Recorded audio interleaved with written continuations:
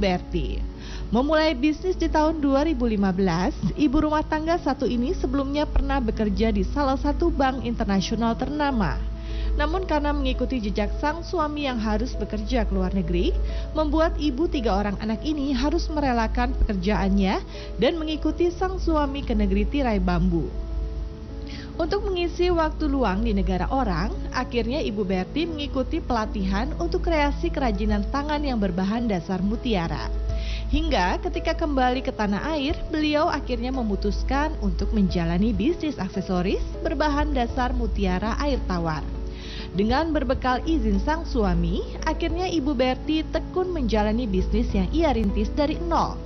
Hingga kini, ia sudah dapat menembus pasar mancanegara.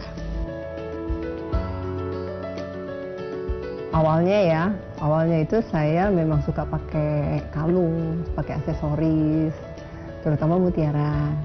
Kemudian saya juga hobi untuk bikin-bikin sendiri karena kalau beli kan mahal ya. Jadi saya beli bahan bakunya, kemudian saya bikin sendiri. Teman-teman kok pada suka gitu, bagus kamu bikinnya gitu.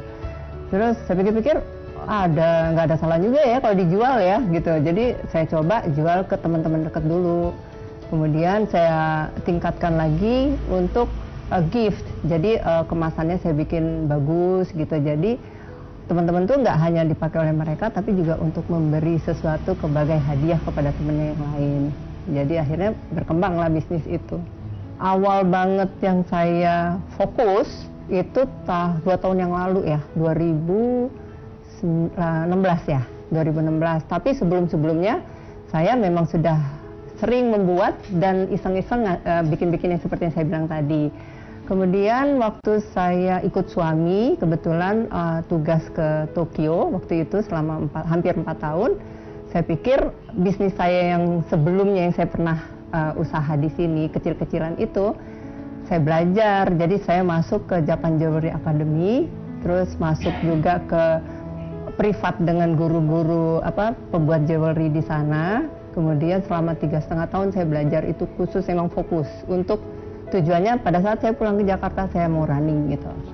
Jadi saya betul-betul membuat usaha beneran ketika pulang dari Tokyo itu 2016 sampai sekarang. Dulunya saya bekerja di salah satu bank swasta asing di Standard Chartered Bank, sampai lumayan udah punya posisi tinggi, waktu itu jadi officer di situ. Tapi kemudian karena suami saya tuh sering tugas, maksudnya berpindah-pindah tempat, jadi mau nggak mau saya keluar terus masuk lagi ke bank, misalnya pada saat pulang ke Jakarta masuk lagi ke bank. Tapi pada saat yang saya ke Tokyo itu, karena saya memutuskan untuk tidak bekerja lagi di bank, tapi saya mengurus rumah tangga karena pada saat itu saya kebetulan hamil lagi gitu loh. Jadi saya pikir saya ngerawat anak saya yang paling kecil. Tapi karena saya nggak bisa diem, jadi saya coba untuk berbisnis ini. Modal, kalau dibilang modal kecil-kecilan banget ya kali ya, namanya juga ibu rumah tangga. Terus udah gitu, waktu itu saya cuma sempet minta uang, pinjam modal lah istilahnya, untuk benar-benar khusus untuk di bisnis ini, cuma sama suami saya pinjam cuma 10 juta. Kemudian dari 10 juta itu saya beli mutiara lagi, saya jual lagi, saya mulai bergerak ke Instagram, mulai bergerak ke Facebook, udah mulai memasarkannya, sudah mulai mengerti. Ditambah lagi saya kebetulan dapat Australian Awards waktu itu, beasiswa ke Australia, di mana kita bukan di brainwash ya, tapi dibuka wawasan untuk berbisnis go international. Jadi dengan itu saya semakin semangat, akhirnya dari 10 juta itu jadi berlipat-lipat lah gitu. Pertama, mutiara air laut itu mahal yang pasti ya, mahal dia. Dan dia itu untuk kalangan tingkatnya juga udah lebih tinggi ya, itu karena dianggap sebagai jewelry. Sementara saya masih bermain di kelas UKM ya, jadi kelas menengah lah, ke atas dikit gitu, tapi nggak sampai atas sekali. Kalau mutiara air tawar itu kan murah, dia cuman satu rentengnya cuman berapa gitu. Dibanding air laut yang satu butirnya itu bisa 1 gramnya 100.000. Sementara satu butir itu bisa 2 gram. Jadi 200.000 untuk membuat satu kalung bisa berapa juta gitu. Saya nggak cukup modalnya. Jadi memang segmen pasar saya itu masih di kelas menengah ke atas lah gitu, karena masih dianggap sebagai aksesoris gitu.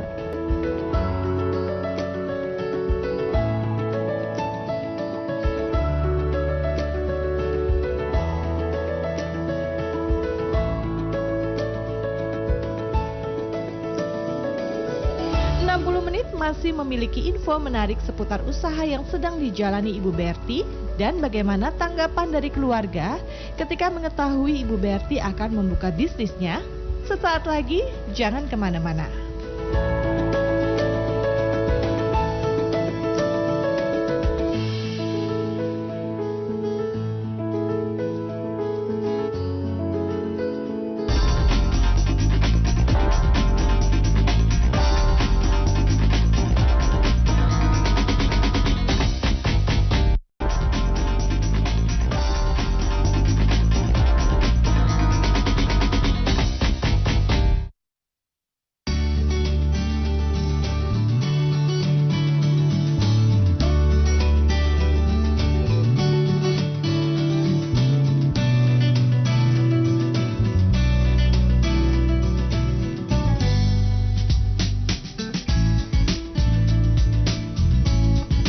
Kembali lagi di 60 menit inspiratif dan inovatif UMKM.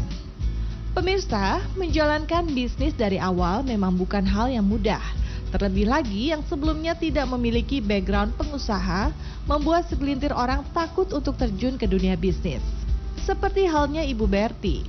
Di tahun pertama beliau membuka bisnis, banyak jalan terjal yang ia rasakan. Namun, dukungan dari keluarga, terutama suami dan anak-anak yang hingga kini terus mensupport sang istri dan juga bunda mereka. Tidak hanya itu, keluarga besarnya pun ketika mengetahui hal tersebut, turut ikut memberikan dukungan untuk sang anak bungsu yang terkenal manja. Turun tangan langsung ke dalam proses pembuatan aksesorisnya, membuat produk Ibu Berti mampu dikenali hanya dari segi penglihatan saja. Dan juga totalitas dalam meningkatkan inovasi produknya semakin membuat sentuhan mutiara tetap bertahan di dunia industri aksesoris. Meski memiliki harga yang minim dibandingkan dengan produk mutiara lainnya, namun sentuhan mutiara tetap memiliki kualitas di atas rata-rata dan kepuasan pelanggan menjadi kunci utama yang dilakukan oleh beliau. Ibu Berti mampu membuktikan bahwa darah seni yang sudah mengalir dalam dirinya mampu membawa sentuhan mutiara berada di puncak keberhasilan. Saya bilangnya bahwa punya potensi yang bagus ke depannya juga. Pada saat saya mengeluarkan produk, saya kebetulan bekerja sama dengan teman yang untuk membuat desain kayak begini nih, desain bros. Bros ini saya desain sendiri. Jadi memang banyak ya bros-bros etnik yang ada di pasaran luar yang dari Jogja, dari mana, bagus-bagus semua. Tapi awalnya saya menggunakan itu. Tapi setelah saya dari Australia untuk mendapatkan sesuatu yang unik, karena mereka kan memberitahu kita mengenai bisnis. Bisnis itu harus sesuatu yang unik dan tidak sama dengan yang lain. Nah, kamu akan menjadi lebih maju dibanding yang lain. Begitulah istilahnya ya. Jadi saya berpikiran kenapa nggak saya create sendiri ininya gitu loh. Bros-brosnya. Di samping brosnya itu juga saya create untuk bisa bros dan bisa pendant. Dan bros-bros inilah yang lebih memajukan saya. Jadi setiap saya ngeluarin produk baru pasti best seller gitu loh. Saya bikin ini balerina. Tujuannya apa? Balerina ini adalah ikon internasional, siapapun ada gitu loh. Kalau sebagai gift kan bagus ya. Tapi saya memasukkan unsur Indonesianya dengan batik Megamendung. Jadi suatu kali ada salah satu pengrajin lain yang juga follower saya, dia menjiplak. Menjiplaknya tuh nggak tanggung-tanggung, plek-plekan gitu loh. Kemudian di situ dia bilang bahwa, wah bagus juga nih ya, siapa yang mau PO? Saya lihat kan rasanya sakit hati ya, gimana ya, saya bikinnya susah-susah, mungkin berbulan-bulan, idenya juga datangnya juga nggak setiap malam dapat ide. Akhirnya saya pikir, aduh orang kok enak banget ya gitu loh. Tapi memang harus ada haki ya. Tapi kalau dipikir-pikir ngurus haki sementara tiap bulan kita kan produksi, kayaknya repot juga ya.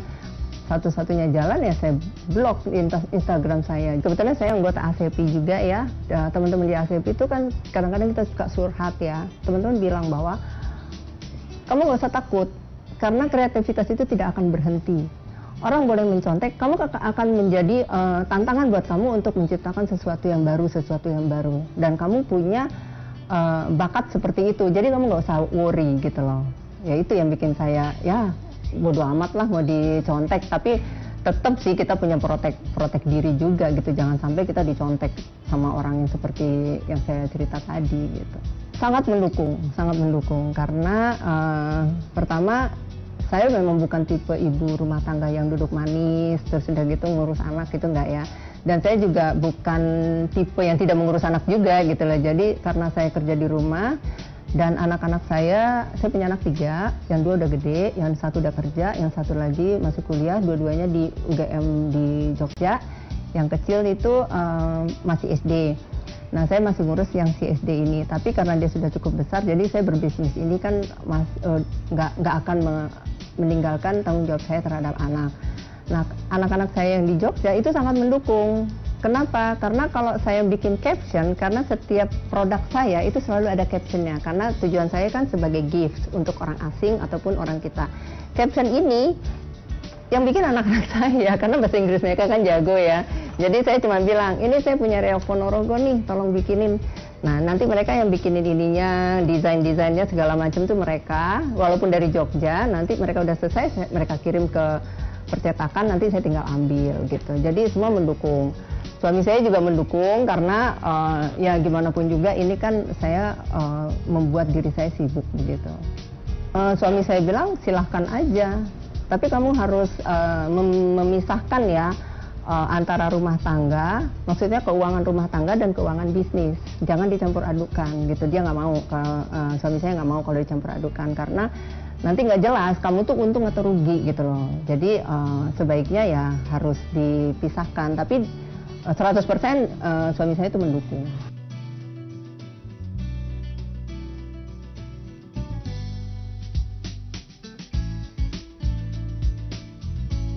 Saya mengetahui istri saya sejak awal itu, pertama kali nikah itu dia selalu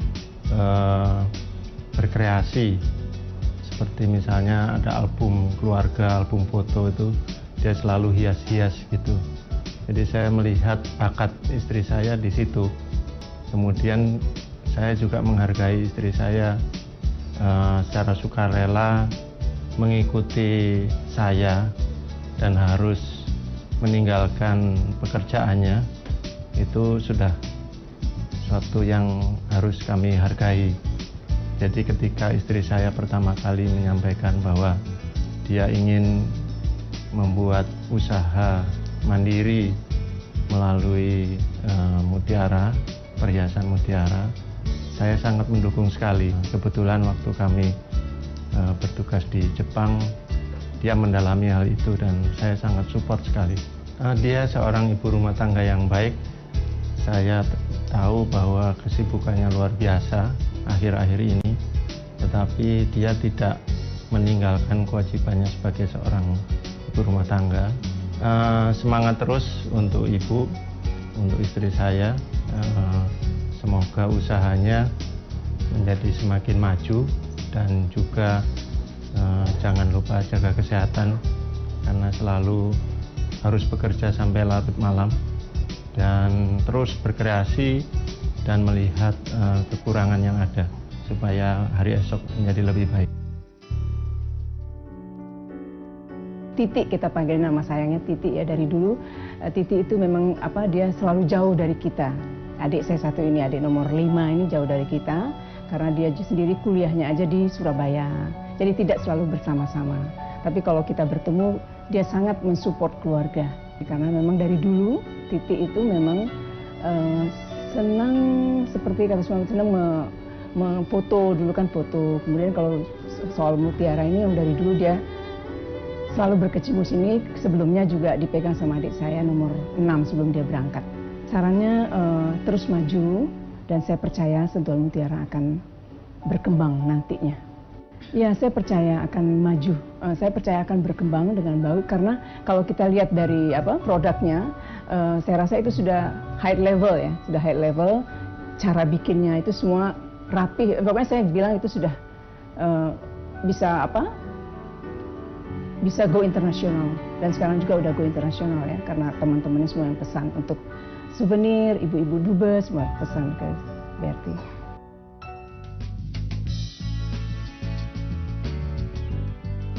Pertama kali saya diperkenalkan langsung oleh ownernya, Ibu Berti, berupa kalung mutiara. Saya terkesan waktu itu dikeluarkan produk kebaya, model kebaya. Saya langsung jatuh cinta dengan model kalung tersebut karena sekarang kan sering ada event-event, kalau saya diundang gitu ada dress code-nya menggunakan pakaian etnik, otomatis menggunakan aksesoris yang etnik juga.